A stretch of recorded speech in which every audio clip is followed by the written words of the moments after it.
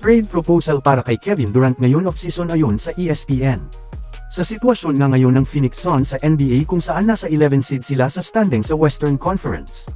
Kung matatandaan ay last summer ay nabuo nila ang Big Three nila Kevin Durant, Devin Booker at Bradley Beal na nakuha nila sa off-season.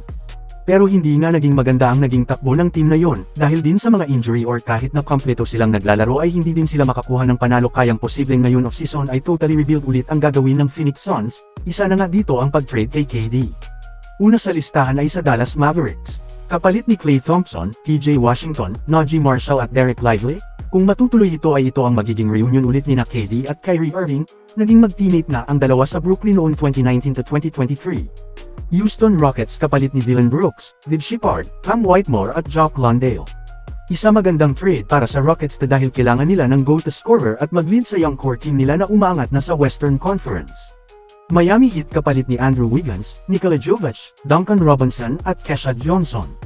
After nila may trade si Jimmy Butler ay hindi na muli naging maganda ang laro ng Miami Heat, although nasa playoff contention sila ay hindi na consistent na maganda ang kanilang nilalaro. Ang huli ay sa New York Knicks kapalit ni Og Anunoby at Mitchell Robinson. Lalo lalakas ang opensa ng New York dahil bukod kay Karl Anthony Towns ay malaking tulong din ang maidadagdag na opensa ni Kevin Durant sa New York Knicks.